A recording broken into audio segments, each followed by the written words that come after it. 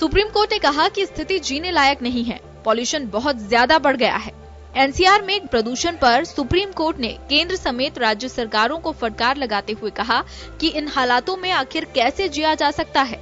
शीर्ष अदालत ने केंद्र और दिल्ली सरकार से पूछा कि आखिर आप हवा को बेहतर करने के लिए क्या कर रहे हैं। इसके अलावा कोर्ट ने हरियाणा और पंजाब सरकार से भी पूछा कि आप पराली जलाने में कमी लाने के लिए क्या कर रहे हैं। कोर्ट ने कहा कि इस तरीके से नहीं जिया जा सकता। केंद्र सरकार, राज्य सरकार को कुछ करना चाहिए। शीर्ष कोर्ट ने माना कि दिल्ली में कोई भी जगह सुरक्षित नहीं बची है, चाहे वो किसी का घर ही क्यों न हो। सुप्रीम कोर्ट ने कहा कि शहर का दम घुट रहा है, लेकिन दिल्ली सरकार और केंद्र आरोप प्रत्यारोप में उलझे हैं। पूरे अलवर है, जयपुर और जगह है, तो ये हमारे लिए भी चिंता विषय होना चाहिए। इसलिए हम लोग कॉन्टेक्ट कर रहे हैं भारत सरकार से भी, उनसे रिक्वेस्ट कर रहे हैं कि आप इनको दिखवाएं। टॉप प्रायोरिटी पे ये हल होना चाहिए और परमानेंट हल होना चाहिए। दिल्ली एनसीआर में फैले इस प्रदूषण से हर तबका परेशान है। दिल्ली सरकार ने स्कूलों की छुट्टियां घोषित कर दी हैं। बच्चों बूढ़ों पर सबसे ज्यादा प्रदूषण कहर बरपा रहा है। आज की सुनवाई में सुप्रीम कोर्ट ने कहा कि इस तरह से हम नहीं जी पाएंगे। केंद्र और राज्य सरकार को कुछ करना होगा, ऐसे नहीं चल सकता। कोर्ट ने कहा कि पराली जलना रोके पंजाब हरियाणा सरकार। दिल्ली में पॉल्यूशन कम करने के लिए आज से लागू की गई ऑड इवन स्कीम पर सियासत शुरू हो गई है। बीजेपी के राज्यसभा सांसद विजय गोयल ने इसे नाटक करार देते हुए नियम को तोड़कर 4,000 रुपए का चालान भरा। यही एक गाड़ी आज सड़क पे जाकर केजरीवाल गवर्नमेंट को हिला देगी इस बात के लिए कि लोग सोचने को मजबूर हो जाएंगे। केजरीवाल ने 5 साल तक प्रदूषण के लिए, मैं फिर जोर दे रहा हूँ, एक भी काम नहीं किया। अब दिल्ली के लोग परेशान हो चुके हैं पॉल्यूशन से। हम स्पेसिफिक टाइमलाइंस चाहते हैं पंजाब सरकार से, कैप्टन सरकार से, खट्टर सरकार से और केंद्र सरकार से। दिल्ली की जनता स्पेसिफिक टाइमलाइंस चाहती है। आप हमें बताइए कि आप कब तक पराली जलाना बंद करवाएंगे। बहरहाल सुप्रीम कोर्ट की फटकार के बाद केंद्र और राज्य सरकारें प्रदूषण रोकने में कितना कारगर कदम उठाती हैं, ये भविष्य के गर्भ में है। लेकिन एक बात साफ है कि हर साल इन महीनों में होने वाले इस प्रदूषण पर सामूहिक जिम्मेदारी जब तक तय नहीं होगी, तब तक संभव नहीं है कि इसका कोई दूरगामी रिजल्ट आएगा। ब्यूरो रिपोर्ट, जन टीवी।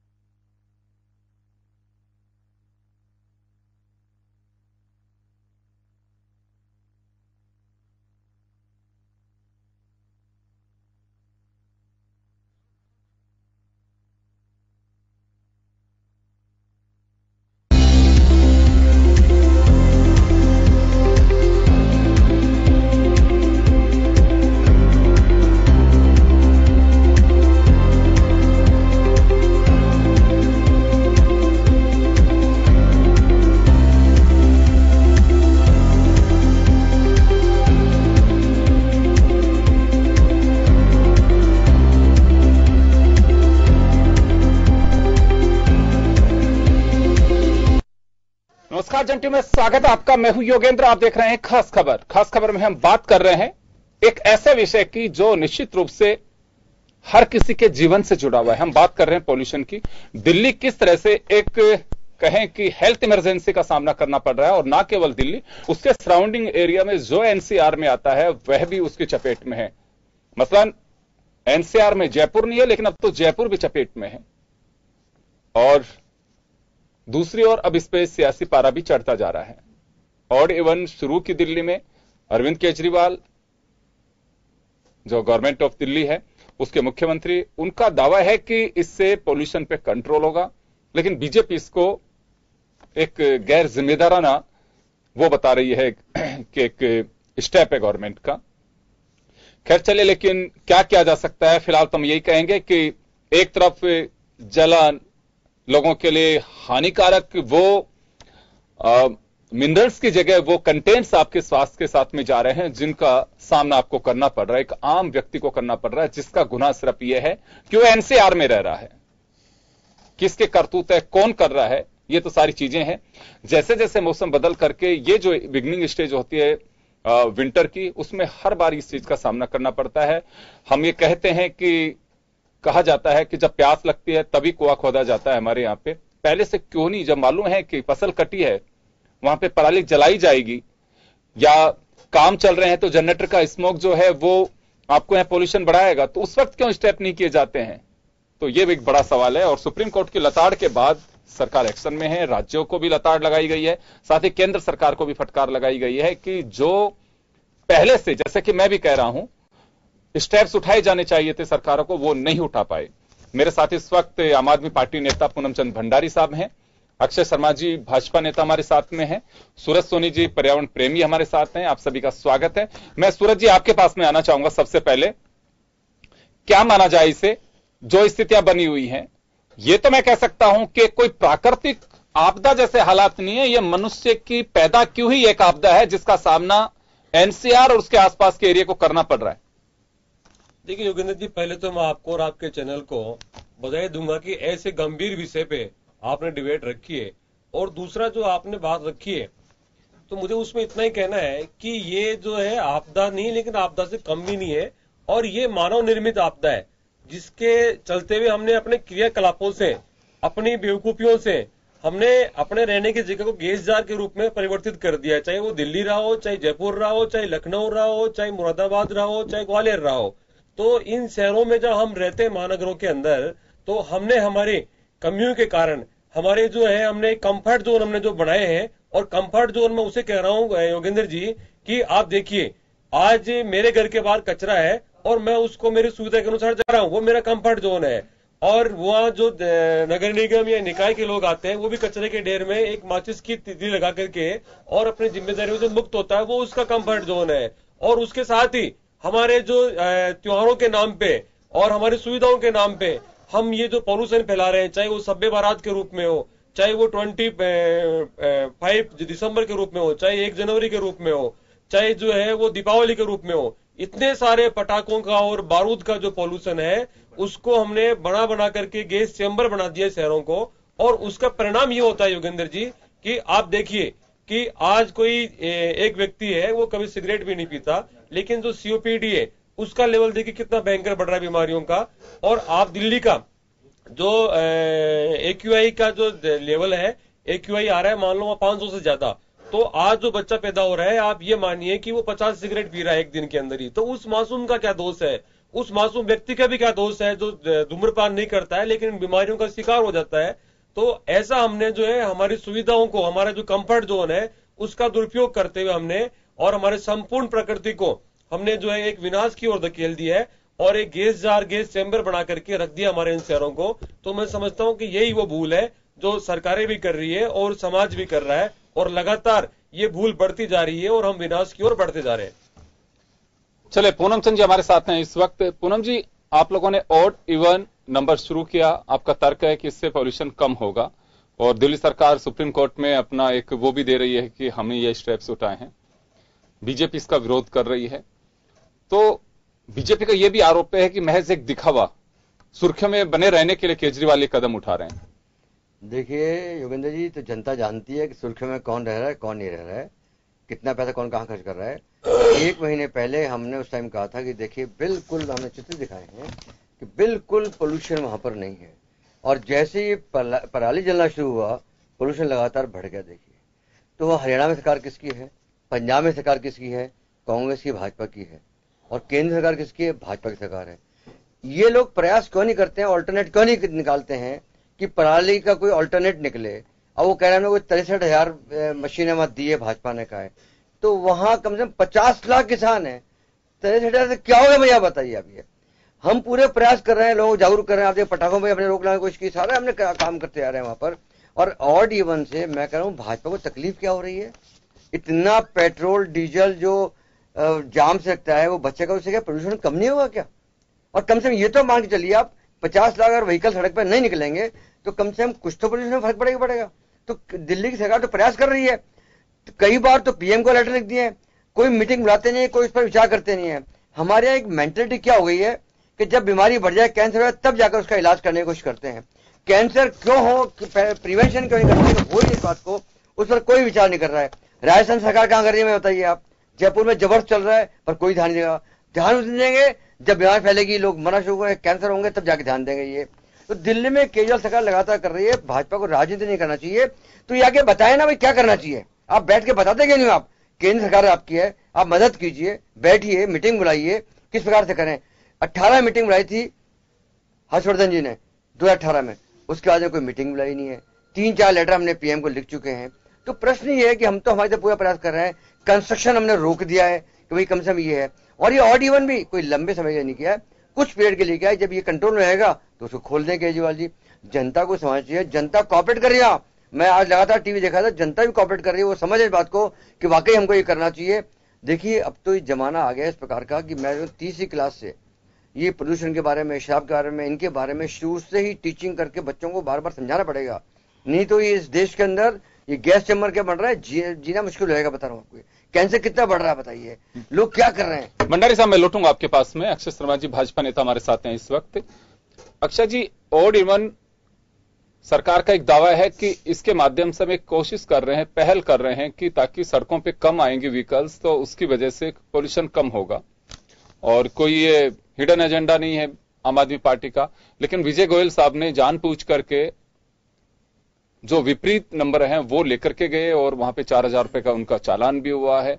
तो इस पे सियासत क्यों है, ये तो सभी की प्रॉब्लम है। देखिए योगेंद्र जी, आज केजरीवाल जी की पहचान एक नोटंकी मुख्यमंत्री के रूप में बन चुकी है। पूरा देश जानता है कि वो मुद्दों पर आधारित राजनीति नहीं करते, वो गैर मुद्दों पर आधारित राजनीति। 5 वर्ष तक ये कुछ करेंगे नहीं, 5 वर्ष बाद वो इस प्रकार से स्टंट बनाएंगे, इस तरह की नौटंकियां स्टार्ट करेंगे। आप ये बता दीजिए, ऑड इवन का पिछले 3 वर्षों से इन्होंने जब भी लागू किया तो उसके आंकड़े हैं। ये जो समस्या हो चुकी है, इनको 3,000 पौधे लगाने थे, क्या इन्होंने 3,000 पौधे लगाए? इन्होंने जितने भी वहां पर पर्यावरण के संकट के से जुड़े हुए जितने भी मामले थे उस पर कोई माकूल 5 वर्ष तक तो कोई कार्रवाई नहीं करी। और दूसरी राज्य सरकारों को कटघरे में लेने के लिए दूसरी राज्य, देखिए प्रॉब्लम तो 3,000 पौधे मुझे लग रहा है आप कम बता रहे हैं। 3,000 पौधे तो कॉलोनी में लगते हैं प्रॉब्लम। देखिए जितने 3 लाख पौधे लगाने का इनका 3 करोड़ पौधे लगाने का विचार था। मैं एग्जैक्टली आंकड़े बता नहीं पा रहा हूं, लेकिन 3 करोड़ पौधे लगाने का इनका विचार था, वो नहीं लगा पाए। सबसे बड़ी बात है, केजरीवाल सरकार दूसरी राज्य सरकारों को इसके बारे में दोषी नहीं ठहराए। आप ये बताइए, स्टेट का ट्रांसपोर्ट डिपार्टमेंट आपके अंडर में आता है, आपने क्या काम किए?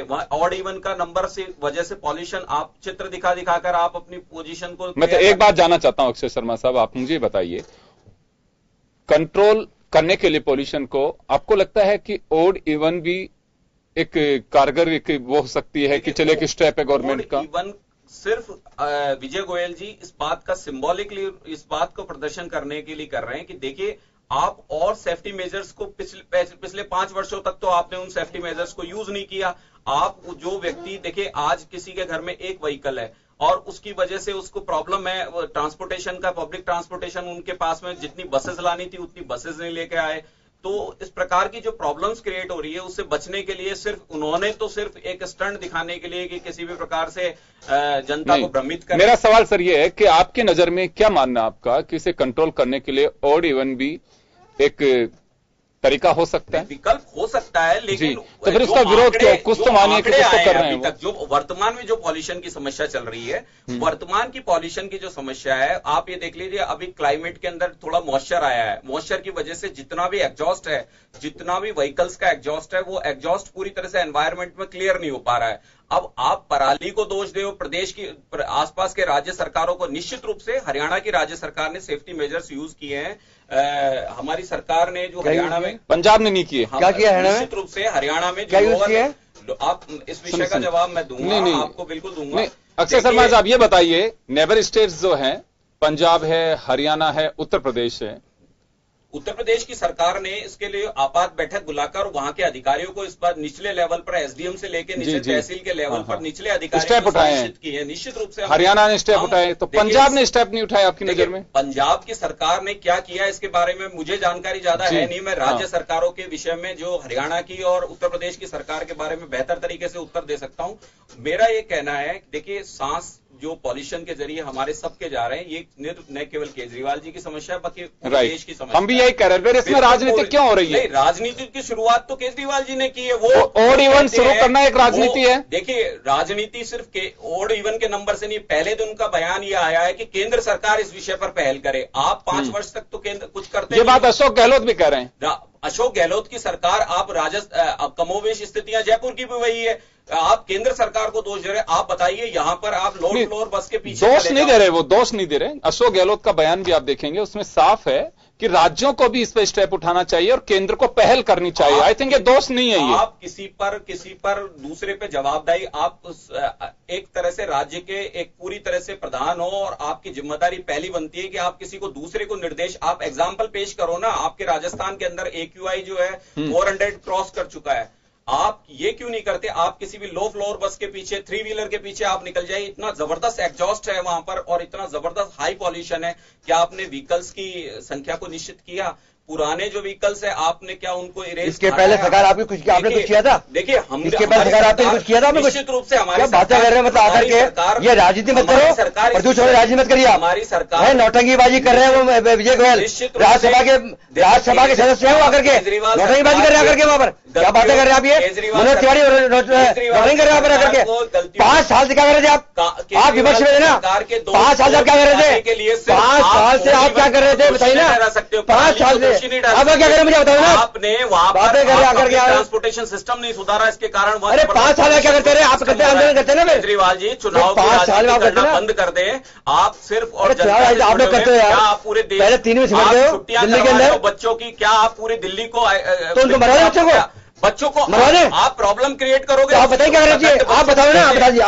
मैं अभी कहता हूँ, मैं अभी फोन में कहता हूँ, आप बताइए क्या कर रहे हैं? आप मास्क, आप सबसे बताइए, समस्या का निदान नहीं करें। अच्छा, तो आप बताइए, ये है कि आप बताइए ना क्या करें? काम नहीं किया। अरे बताइए ना क्या करें फिर आप? दिल्ली के, अरे बताइए क्या करें? अरे आप बताओ ना फिर, आपके पास अब करने के लिए तो बताइए ना क्या करें? पूरी दिल्ली के अंदर ये जवाब देंगे, सिर्फ दोष लगाना और कोई काम नहीं है। चल मैं एक बार सर, एक सेकंड, धर्मवीर जी, एक बार मैं आपके पास आ रहा हूं सर, आपके पास। धर्मवीर जी हमारे साथ में इस वक्त वरिष्ठ पत्रकार हैं। धर्मवीर जी, ओवरऑल इसका क्या माना जाए? देखिए, मैं तो ये कहूंगा कि सरकारों के हाथ में सत्ता है, उन्हें स्टेप्स उठाने चाहिए। वो किसी भी राज्य के एक गार्जियन की भूमिका में काम करते हैं। राज्य और नेशनल में है तो हमारी यूनियन गवर्नमेंट है, लेकिन आम आदमी भी इसके लिए दोषी है। वो पराली जलाए या फिर जिस तरह के पॉल्यूशन को हम लोग वहां पे पैदा कर रहे हैं, आप उसकी समय पर सर्विस नहीं कराना अपने व्हीकल की, जो भी कारण है, लेकिन कुल मिलाके के पॉल्यूशन के लिए। लेकिन बड़ा एक मुझे जो इसमें एक पब्लिक के लिए एक समस्या है, पॉल्यूशन से बड़ी समस्या हमारे यहाँ सियासत है।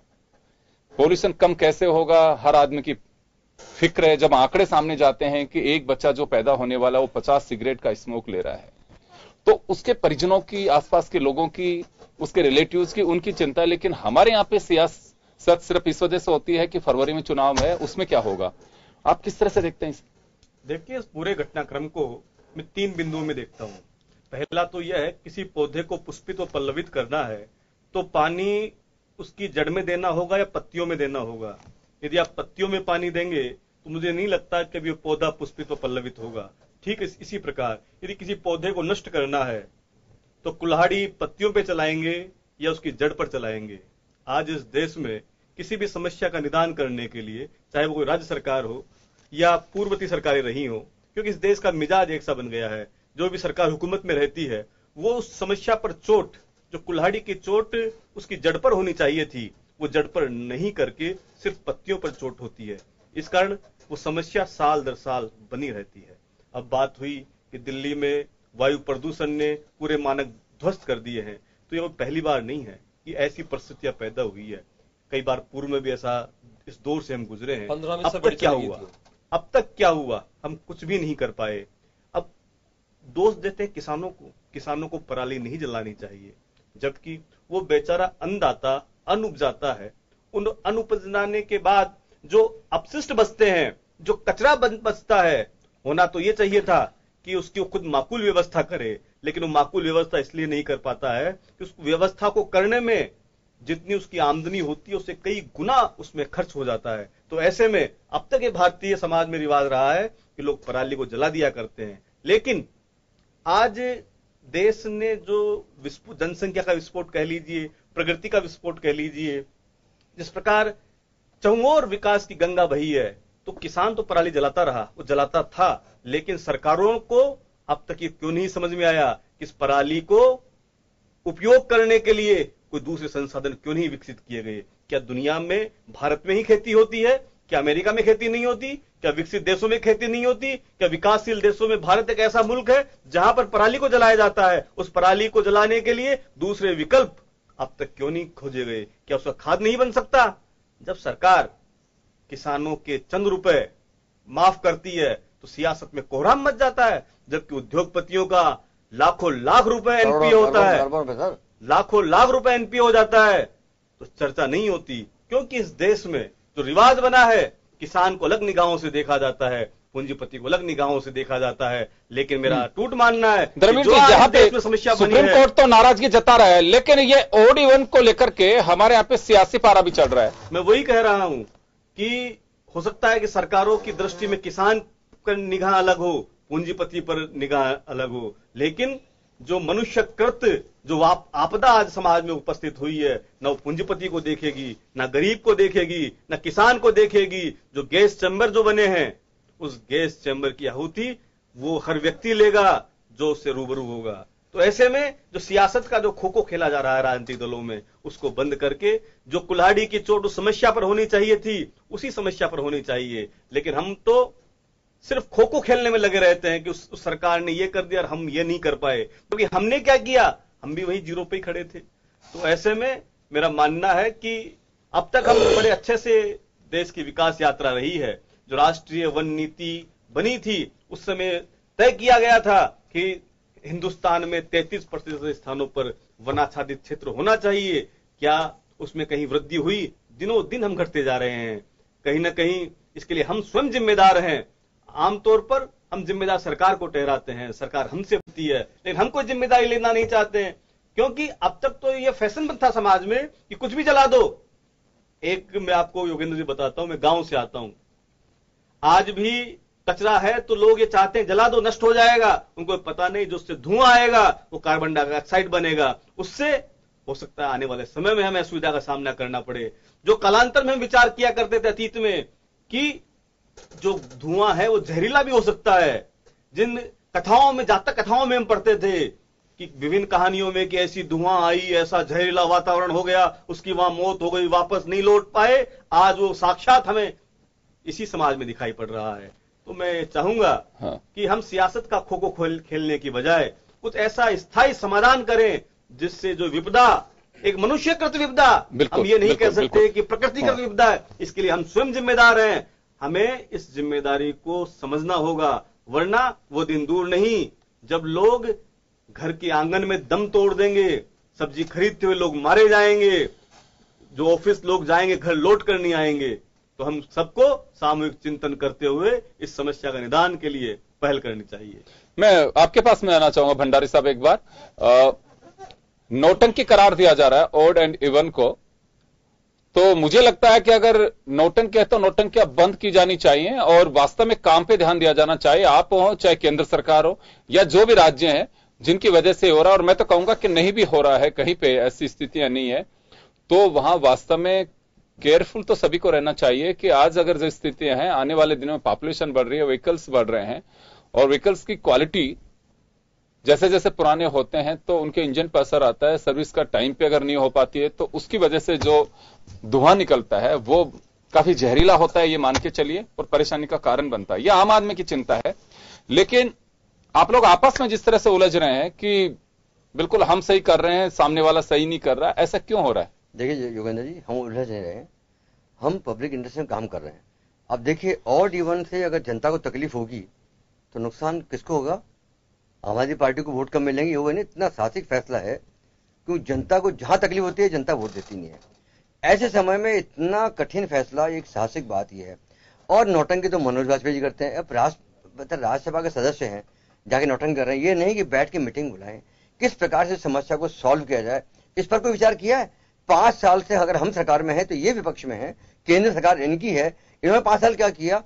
म्युनिसिपल कॉर्पोरेशन में इनके बोर्ड वगैरह बने, क्या हाल कर रहे हैं इन लोगों ने? तो प्रश्न ये है कि आरोप प्रत्यारोप की बात नहीं।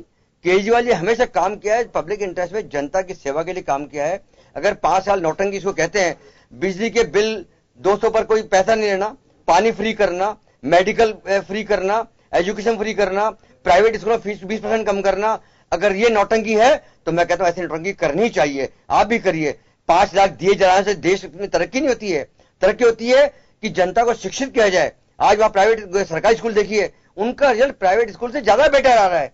वहां टीचर्स को हार्डवेयर इसलिए भेजा जा रहा है कि वहां ट्रेन होकर यहाँ कर रहे हैं वो। वहां स्विमिंग पूल देखिए।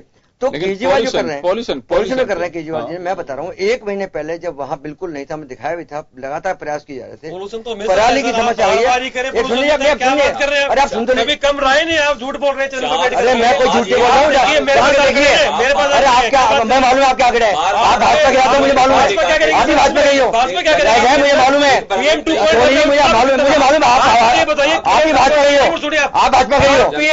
मैं कह रहा हूँ, मुझे बताइए तो केंद्र ने क्या किया? मैं बताइए मोदी ने क्या किया 5 साल? सरकार केंद्र की है, क्या किया मोदी ने? बताइए 5 साल में। अरे तो मोदी क्या 5 साल में?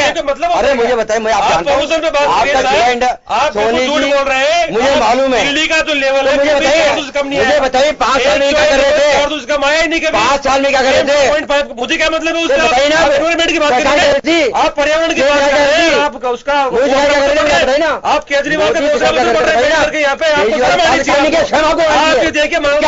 देखिए केजरीवाल दिख रहा है, चला रहे थे पूरा एक सवाल है सूरज जी, एक सवाल है राजस्थान के अंदर। मेरा एक सवाल है सूरज जी, आप पर्यावरण प्रेमी है, मुझे एक सरकार का उदाहरण बताइए जो सराउंडिंग एरिया जो दिल्ली के आसपास है, जिसे कहा जा सके कि अरविंद केजरीवाल हो, चाहे अशोक गहलोत हो या अमरिंदर सिंह हो या फिर योगी आदित्यनाथ हो या खट्टर हो, कोई भी उसको फॉलो कर सके, क्योंकि सबसे बड़ी प्रॉब्लम यहीं पे है। आप मुझे एक सरकार बता दीजिए कि हाँ वास्तव में ये सरकार या पूर्ववर्ती सरकार ने हाँ ये स्टेप उठाया था जिससे बिल्कुल कारगर रहा, तो मुझे वो बताइए जरा। देखिए केजरीवाल जी से भी हम लोग गुजारिश करें कि आप ये ऐसा करिए। किसी सरकार को बचाने के लिए नहीं बैठा हूं मैं, पर्यावरण और पॉल्यूशन की बात कर नहीं, मैं दूसरी बात कर रहा हूं। तो इसका मतलब ये हुआ अभी तक सरकार ने कोई स्टेप नहीं उठाया अंदर नहीं है जो सीधे सीधे काम करे।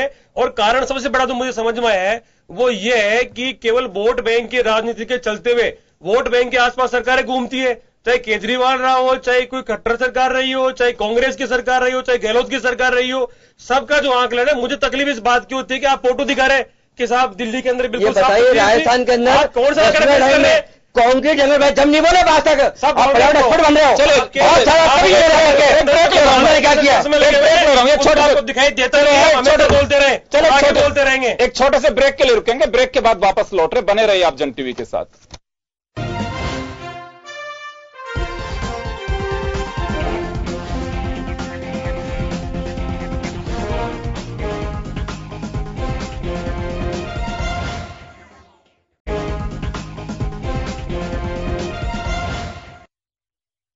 ब्रेक के बाद एक बार फिर आपका स्वागत है। आप देख रहे हैं खास खबर। बात कर रहे हैं एक ऐसे खास मुद्दे की जो हमारी सेहत से जुड़ा हुआ है। हम बात कर रहे हैं दिल्ली के पॉल्यूशन की, और न केवल दिल्ली, एनसीआर, उसका असर जयपुर में भी है।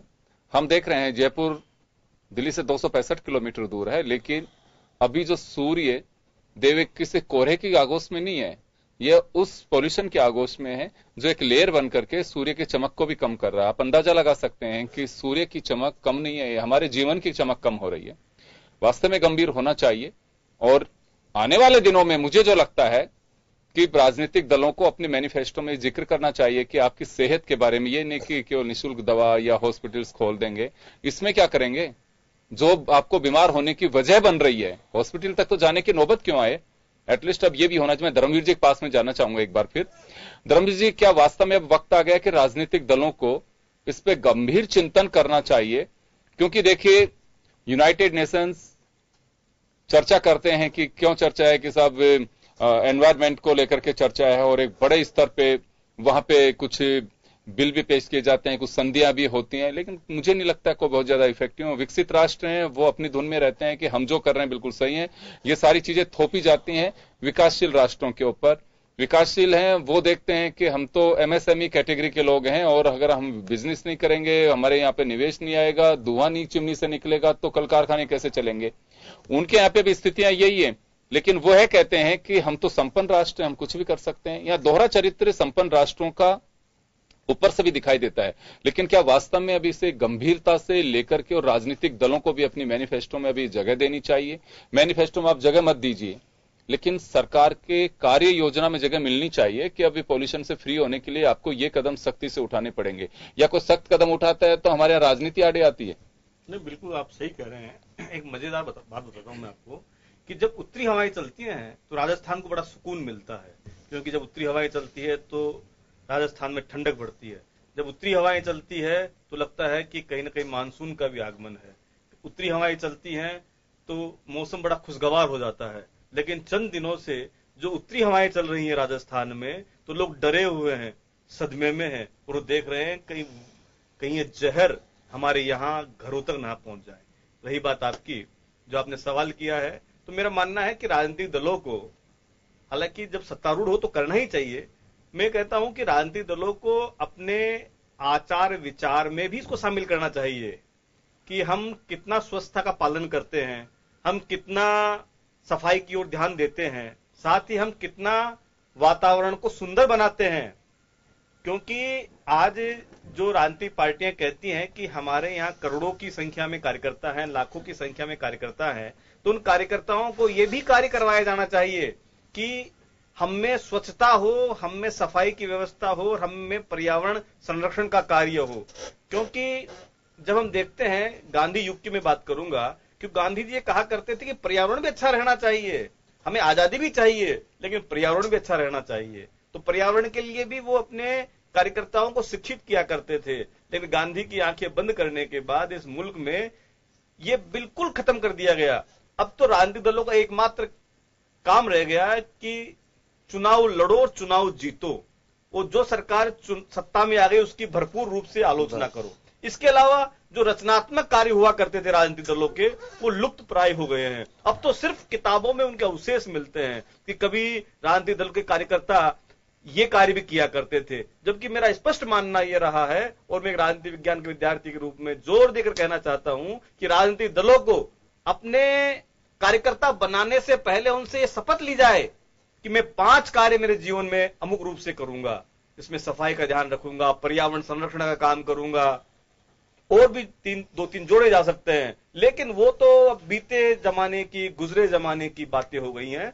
उन पर भी यदि राजनीतिक दल संकल्प लेकर काम करे तो मुझे लगता है कि इससे बहुत अच्छा समाधान हो सकता है। रही बात सरकारों की, सरकारें तो नीतियां बनाती हैं और वो कई बार तो जब तक समस्या मुंह बाए खड़ी रहती है तब तक उस पर डायलॉग होता है। मैंने कहा ना कि जब प्यास लगते हैं तो हमारे कुआं खोदा जाता है, उससे पहले खुद सकता है वो। तो समस्या का निदान हुआ और फाइल दाखिल दफ्तर हो जाती है, फिर समस्या उत्पन्न होती है, फिर फाइल निकाली जाती है, 4-5 दिन तक उस पर कोहराम मचता है, बाद में फिर वो दाखिल दफ्तर हो जाती है। तो ऐसे में मेरा मानना है कि जो आम आवाम है उनको संकल्प लेकर अपने जीवन में इसको आत्मसात करना होगा कि किस प्रकार हम सफाई और पर्यावरण को संरक्षित सुरक्षित कर सकते हैं। मैं अभी जाऊंगा अक्षय जी के पास में। अक्षय जी, वक्त आ गया है अभी कि पॉल्यूशन को कैसे कंट्रोल कर सकते हैं।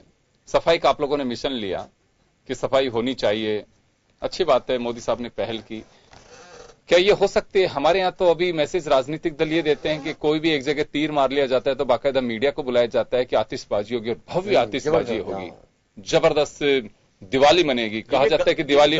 क्या वास्तव में अभी इस परंपरा को लगाम लगाने का वक्त आ गया अक्षय जी? देखिए, भारतीय जनता पार्टी सामाजिक सरोकारों से जुड़ी हुई राजनीतिक पार्टी है। हम हर विषय को सामाजिक जनता के हितों के अनुरूप देखते हैं। हम मुद्दों पे आधारित राजनीति करते हैं। सर मैं तो सीधा सवाल है पटाखे चाहते हैं। एक बात सर, प्लेटफॉर्म मत बनाइए, अपन टू द पॉइंट। मैं एक सोशल सेक्टर की बात कर रहा हूं, मैं केवल बीजेपी की बात नहीं कर रहा हूं, मैं तो कह रहा हूं सभी राजनीतिक दलों को।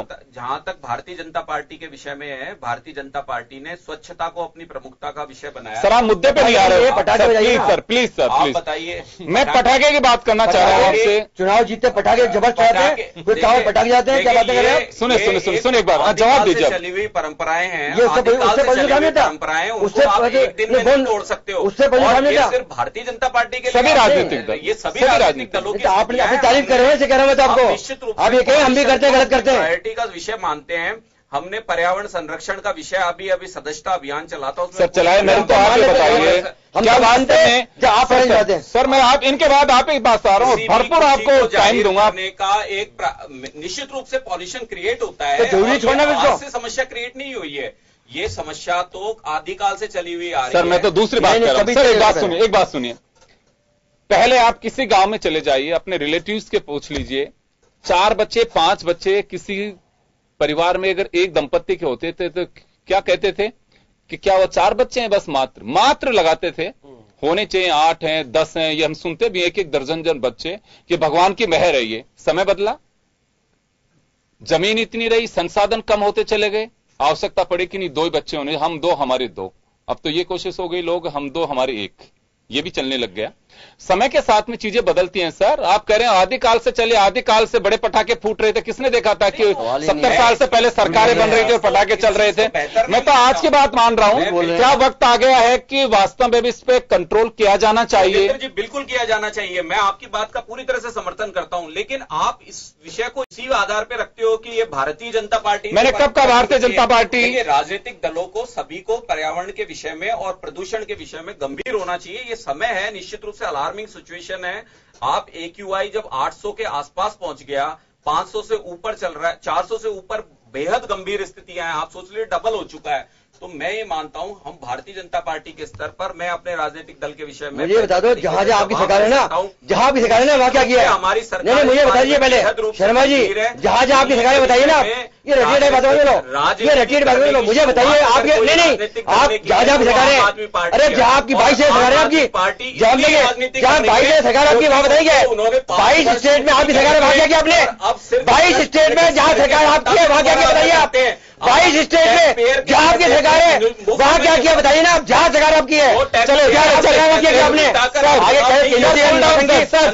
आप करते हो, आप बताइए मुझे, आप बताइए आदर्श कौन सा?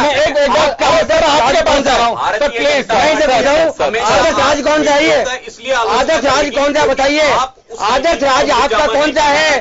जहां पटाखे छूटते हो, जहां प्रदूषण न हो, ये बताइए कौन सा है? जहां सफाई हुई हो, गंगा के नाम पे बर्बाद करके करोड़ रुपया, जहां सब वही नहीं है।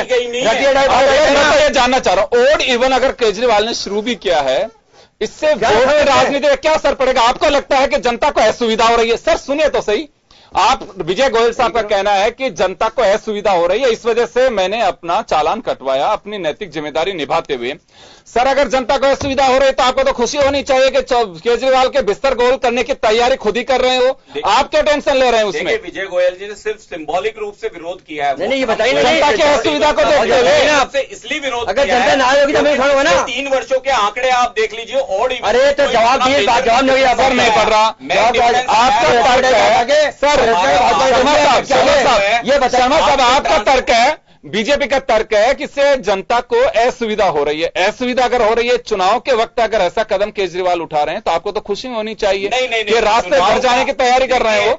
जनता की आंखों में धूल झोंक कर केजरीवाल जी ये कहना चाह रहे हैं कि मैंने ओड इवन के जरिए पॉल्यूशन को कम कर दिया। हमारे वोट कटेंगे ना, ओड इवन, अरे हमारे वोट कटेंगे ना, 10 दिन, अरे हमारे वोट कटेंगे ना, 10 दिन में आपके वोट हमारे वोट कटेंगे ना। दिल्ली की जनता आपसे 3 सीट मिली थी, 3 सीटें, 3 से बाहर निकलिए और जनता की सेहत के बारे में विचार करिए। भंडारी साहब आपके पास आ रहा हूं मैं, एटलीस्ट कहीं तो पहल करिए कि हम रिवाजों को बदलना शुरू करें। देखिए, मैंने केजरीवाल जी आज भी कहा है, मैंने आपको बताया प्रधानमंत्री को 3 चिट्ठियां लिखी है। हर्षवर्धन जी सुन लीजिए, सुन लीजिए, क्या करिए इनका लेटर देख लीजिए, एक बार लेटर तो सुन लीजिए, क्या एक बार पत्र तो सुन लीजिए, क्या प्रेम पत्र लिखा आप सुनिए तो सही, एक बार जरा सुनिए आप जी, बोलिए। मैं कह रहा हूँ 2018 में हर्षवर्धन जी ने मीटिंग बुलाई थी, उसके बाद आप देखिए 1 साल हो गया, आप बैठ कर मीटिंग बुलाते, सारे सीएम को बुला करके आप इसका सोल्यूशन क्या उस पर विचार करते, उस पर तो विचार करते नहीं हो, और आकर के कहते हो केजरीवाल जिम्मेदार है, केजरीवाल नौटंकी कर रहा है, तो ये मतलब सारा काम केजरीवाल कर रहा है क्या करके। सर इस प्रकार की बातें छोड़ो, ये मत करिए। मैं तो आज भी कहता हूँ, अरे आपसे भी मैं कह रहा हूँ, आप मुझे बताइए क्या सोल्यूशन है। मैं अभी केजरीवाल साहब को फोन करता हूँ, अभी आगे व्यवस्था करते हैं। आज भी आज तक वाले इंटरव्यू लिया, केजरीवाल ने हर बात का जवाब दिया था और कहा आपके कोई और सुझाव है आप बताइए, हम तुरंत उसको लागू करेंगे।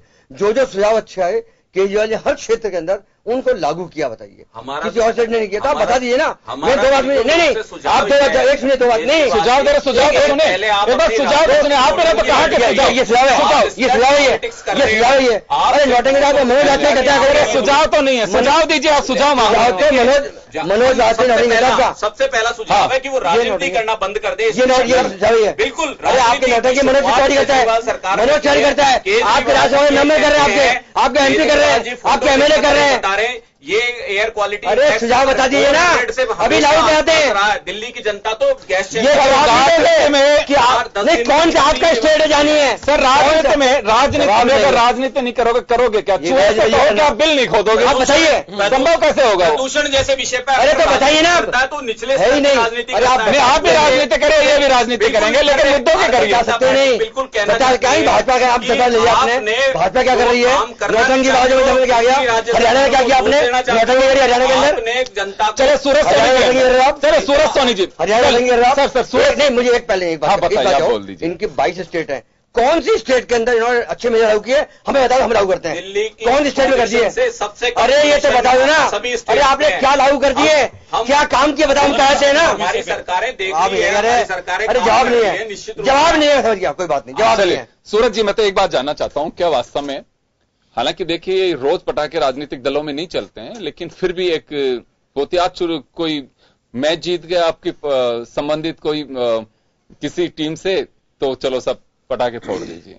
अब मुझे लगता है कि उसे लगाम लगाने की आवश्यकता है। पहले होता था ये सारी चीजें, कुछ समय के साथ अब लगता है आपको कि बदलना चाहिए।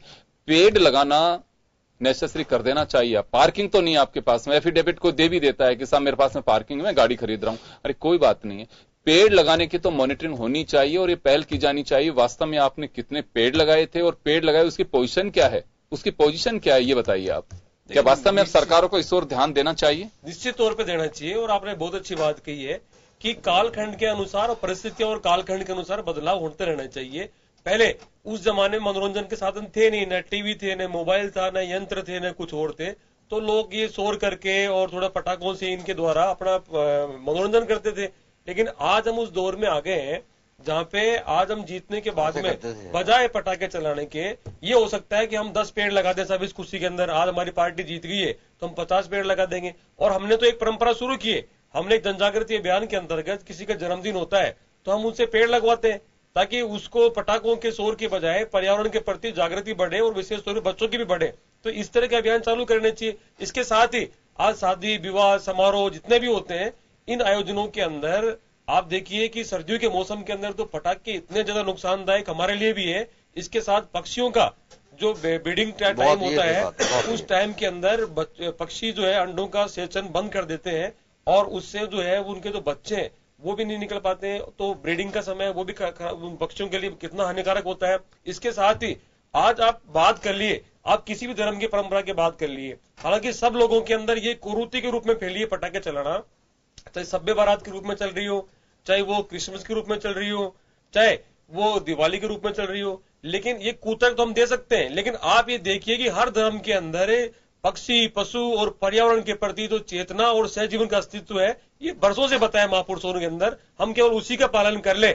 आप देखिए इस बार जो अयोध्या की दीपावली थी वहां 5 लाख दीपक जलाए, पटाखे नहीं चले योगेंद्र जी। वहां पे दीपक की जो रोशनी थी उससे उजाला है और हर जो त्योहार है वो उजाला और उसकी जो सुंदरता है उससे आती है, न कि शोर शराबे से। तो राजनीतिक दल हो, चाहे विवाह समारोह हो, चाहे इस तरह के आयोजन हो, इनमें इस बारूद का जो प्रचलन है वो बिल्कुल कम कर देना चाहिए। और ये जो इस बार ग्रीन जो दीपावली का कंसेप्ट आया था, इसको देखना चाहिए। कुछ ऐसे पटाखे भी निकल करके आए बाजार के अंदर, किसी की जिद हो कि हमें बच्चों को पटाखे चलवाना ही है तो उनका प्रयोग कर लिए, लेकिन आप जो कार्बन मोनोऑक्साइड छोड़ेंगे वो तो गैस चैम्बर के रूप में बन करके आएगी। और आप देखिए जो अक्टूबर से जनवरी तक का जो समय होता है योगेंद्र जी, विशेष तौर पे इसमें जो एयर क्वालिटी होती है, हवा के अंदर आर्द्रता बढ़ी भी रहती है, और ऐसी आर्द्रता के अंदर कार्बन मोनोऑक्साइड गैस ऊपर नहीं जा पाती है, जो पटाखों से निकलती है, पॉलिथीन के जलने से निकलती है। इसके अलावा नाइट्रोजन जो गैस है वो प्रदूषण से निकलती है, वो ऊपर नहीं जा पाती है। इसके अलावा सल्फर डाइऑक्साइड जो गैसें होती है वो सारी मिलकर के PM 2.5 का जो लेवल है उसको बढ़ाती है, PM 10 का लेवल बढ़ाती है। मेरा एक सवाल हो रहा है आप लोगों से, सब प्रबुद्ध लोगों में एक बात और जानना चाहता हूं। पटाखे हो गए, पराली जला दी, पराली की चर्चा हो जाती है। एक बड़ा कारण और है, हमारे यहाँ पे ईंट भट्टे NCR में कितने मालूम है आप लोगों को?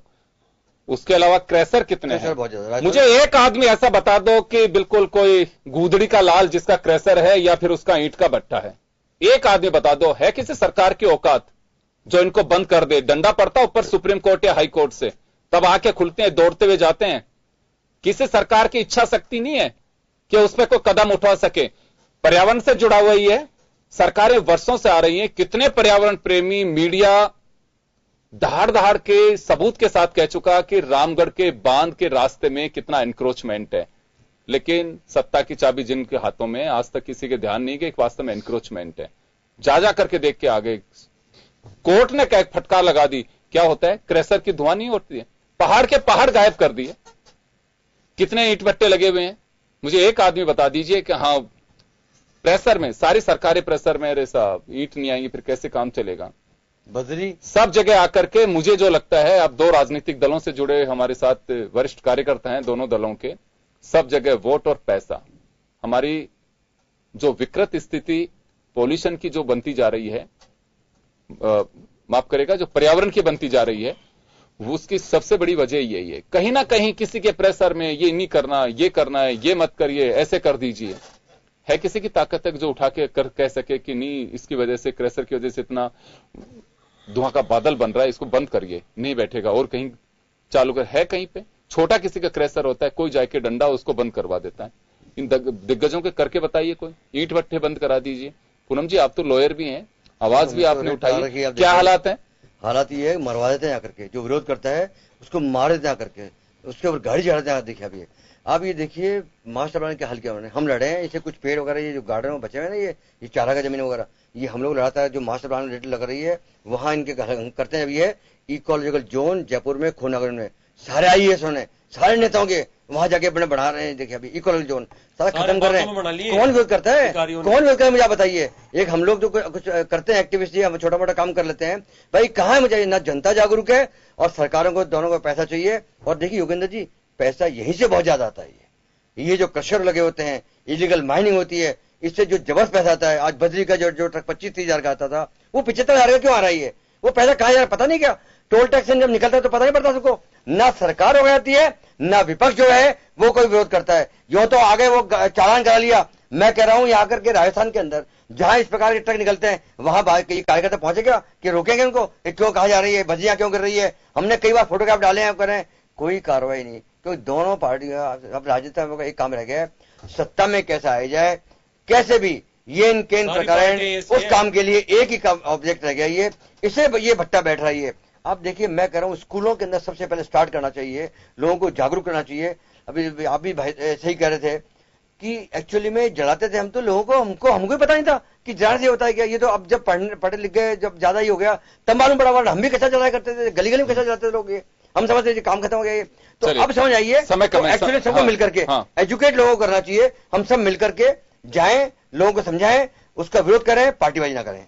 चलिए बताइए, आप कुछ है सब स्टेप ऐसा कि वास्तव में उठाया जाना चाहिए? स्पष्ट रूप से सुझाव है। सबसे महत्वपूर्ण सुझाव ये है कि आपको पर्यावरण के जो पॉल्यूशन और पर्यावरण से जुड़ी हुई एजेंसी है उसको इंडिपेंडेंट निकाय जैसे चुनाव आयोग है, उस पर किसी प्रकार का पॉलिटिकल दखल नहीं होना चाहिए। उसके साथ में एनक्रोचमेंट हो, इसको एक इंडिपेंडेंट बॉडी बना देनी चाहिए ताकि वो एजेंसीज अपने जो भी डिसीजंस हैं उनको एनफोर्स प्रॉपर तरीके से कर पाए। अक्सर जी देखिए, हर राज्य के अंदर और केंद्र स्तर पर, मैं आपको इंटरप्ट कर रहा हूं, माफ करिएगा, हर जगह पोल्यूशन कंट्रोल बोर्ड बने हुए हैं। वो राज्य सरकार के निर्देश में कार्य करता है, वहां का पर्यावरण विभाग पर्यावरण डिपार्टमेंट के अंडर में काम करता है, वन मंत्रालय उसका अथॉरिटी है।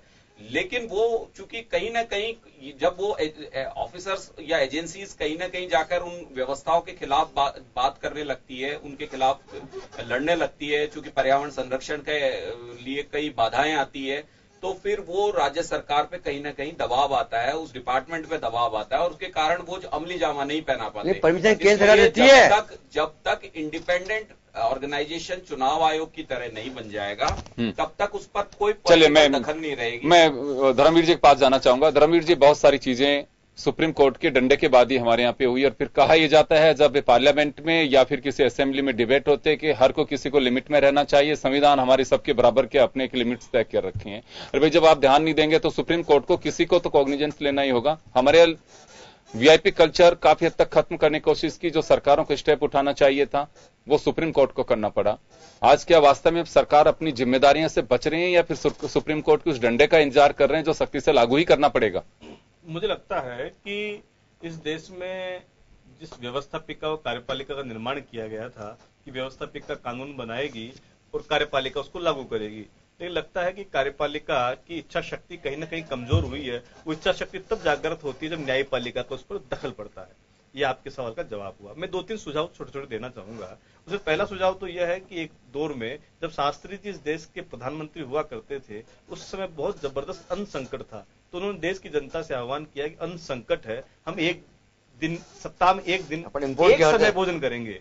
तो लोगों ने स्वीकार किया। आज भी उस दौर में जिन लोगों ने संकल्प लिया था कि सप्ताह में एक दिन भोजन करेंगे, वो आज भी भोजन कर रहे हैं। ठीक ऐसे ही एक यह भी प्रधानमंत्री जी या उच्च स्तर पर एक ऐसा आह्वान होना चाहिए, और लोग विपक्षी लोग नहीं माने तो पार्टी के लोग तो माने उसे, कि हम पर्यावरण संरक्षण के लिए काम करेंगे और एक दिन निश्चित हो कि उस दिन हम साधनों का उपयोग नहीं करेंगे। ऐसा जब तक हमें देखिए, अभी एक बात मैं कहना चाहूंगा, नौटंकी देखिए कितनी होती है राजनीतिक दलों की ओर से। आधा घंटे के लिए फोन करेगा पीए कि सर कहां हूं, फला जगह, बॉस साइकिल से आ रहे हैं, बॉस से साइकिल ही नहीं संभल पा रही लेकिन बॉस साइकिल चला रहे हैं उसको, कितनी देर पसीने पसीने हो रहे हैं। अरे दिनचर्या में बनाइए ना, आप वापस भी उसी से जाइए, क्यों फोटोग्राफर्स का आप इंतजार कर रहे हैं? नहीं, आप बिल्कुल दुरुस्त फरमा रहे हैं। दिखावा जो देखा देखी का दौर उदारीकरण के बाद जो समाज में दिखाई पड़ रहा है, इससे पहले लोग उसको मानते थे, स्वीकार करते थे कि सरकार की ओर से या बड़े राजनीतिक दलों की ओर से, इनके सदर की ओर से आह्वान होना चाहिए कि हम एक दिन वाहनों का उपयोग नहीं करेंगे, खुद के वाहन नहीं चलाएंगे। इसी प्रकार एक दूसरा भी ये भी होना चाहिए कि जितने भी कल कारखाने चल रहे हैं वहां क्या पोल्यूशन रोकने के इक्विपमेंट हैं, यदि नहीं है तो वहां क्यों नहीं है, उनकी मॉनिटरिंग प्रॉपर क्यों नहीं हो पाती है। इसी प्रकार एक तीसरा सुझाव और था, जैसा कि सूरज जी ने बताया, कि हम पर्यावरण संरक्षण के लिए हमारे बच्चों के जन्मदिन पर क्यों नहीं पौधारोपण करें। ठीक बात है, कुछ स्टेप्स उठाने पड़ेंगे। विवाह, इसमें मेरा एक प्रतीक के रूप में पौधा लगाने बिल्कुल होना चाहिए, परंपरा शुरू होनी चाहिए, जीवन में लागू करें। हम इसको अप्रिशिएट भी करेंगे। चलिए, मेरा आखिरी सवाल एक सुझाव लूंगा आपसे मैं, सूरज जी। पंचायतियां बहुत सारी होती हैं लेकिन वास्तव में सुझाव और इसको हमारे जहन में उतारा जाए, सरकार अपने स्तर पर करेंगे, पब्लिक का भी अपना एक अवेयरनेस होना चाहिए, क्योंकि जो जहर आप पी रहे हैं, आप सरकार के स्टेप का इंतजार मत करिए, सरकार उसको आकर के कोई बैरिकेटिंग कर देगी और उसकी वजह से जो पॉल्यूशन है वो रुक जाएगा। आप पी रहे हैं उसको, आपकी आने वाली पीढ़ी आपको माफ नहीं करेगी। किस तरह का सुझाव मैं 30 सेकंड में चाहूंगा आपसे। देखिए, हमको एनजीटी की गाइडलाइन का पालन तो करना ही चाहिए, साथ हमको ये भी ध्यान रखना चाहिए कि पूरे विश्व के अंदर 70 लाख लोग जो प्रदूषण जनित बीमारियां उनसे जा रहे हैं, दुनिया के अंदर से उठ करके जा रहे हैं, तो हमको तुरंत प्रभाव से समाज को आगे आकर के और पर्यावरण संरक्षण के सतत प्रयास करने से जितना हो सके उतना पेड़ लगाए, कोशिश करनी चाहिए, पेड़ लगाए, और ये जो धुएं जनित जितने भी उपकरण हैं इनका कम से कम प्रयोग करें। साथ ही हमारी जिम्मेदारी समझे समाज के प्रति और देश के प्रति, साथ ही जो पर्यावरण है ये गंभीर विषय, इसको गंभीरता से ले, स्कूलों के अंदर मैं माफी चाहूंगा, बिल्कुल बहुत ही गंभीर मुद्दा है और कोशिश करिए आप लोग भी पहल करिए, इसकी कोई डिबेट का विषय नहीं है। राजनीतिक दल अपनी नोटंकी कर रहे हैं, करने दीजिए, लेकिन जीवन आपका है, उसे बचाने के लिए, उसे स्वस्थता के साथ में, स्वच्छता के साथ में आप कोशिश करिए कि उसे जीना है तो आपको खुद को पहल करनी होगी। बहुत बहुत शुक्रिया आप सभी का। खास खबर में आज इतना ही, दीजिए इजाजत, नमस्कार।